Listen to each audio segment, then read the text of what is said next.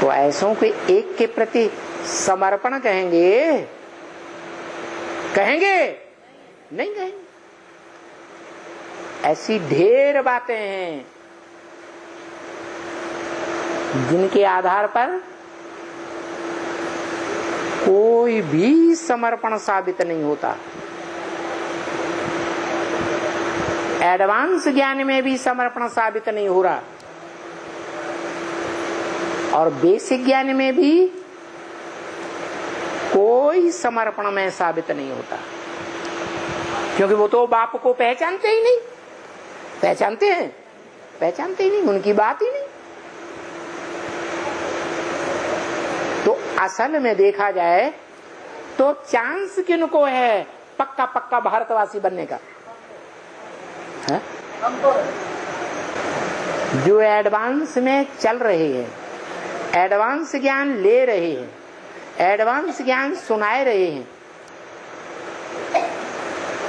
बाप supreme teacher और supreme सदगुरु का पाठ बुद्धि में समझ भी रहे हैं, लेकिन सुनी सुनाई बातों में आकर के भ्रमित हो जाते हैं।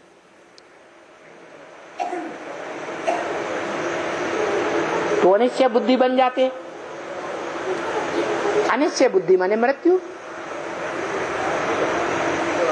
घड़ी घड़ी अनिश्चय बुद्धि, घड़ी घड़ी निश्चय बुद्धि। तो मृत्युलोक में हैं या अमरलोक में आ गए?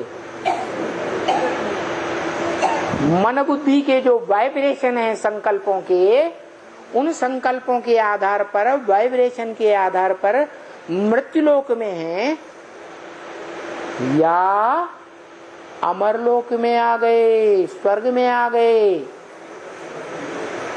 जहां देवताएं मरते नहीं हैं।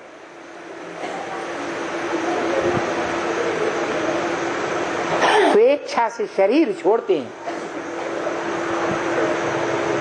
तो हम कहाँ के वासी हैं? मृत्युलोक के वासी हैं। अमरनाथ बाप को अभी तक भी हमने नहीं पहचाना है। नहीं तो बाप कहते हैं, मिसाल देते हैं, 1 सेकंड में जीवन मुक्ति गाई हुई है। उसका मिसाल है जनक का मिसाल। जन माने जन्म, का माने करने वाला। जो जन्म का काम कर लेता है, माने प्रत्यक्षता रूपी जन्म प्राप्त कर लेता है, 1 सेकंड में निश्चय बुद्धि बनता है और जिंदगी का फैसला कर देता है। क्या फैसला?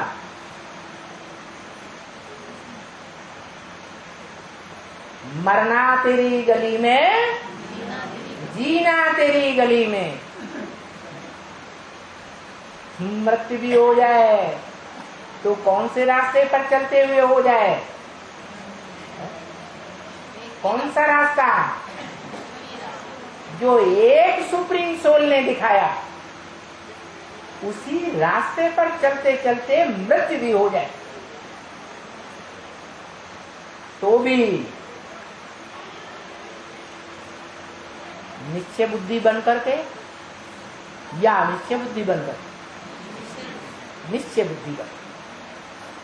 जैसे युद्ध में योद्धा युद्ध करते हैं, उनके अंदर भावना होती है। भावना गीता में भी लिखी हुई है कि युद्ध करते करते जो मरेंगे तो कहां जाएंगे? हैं? स्वर्ग में।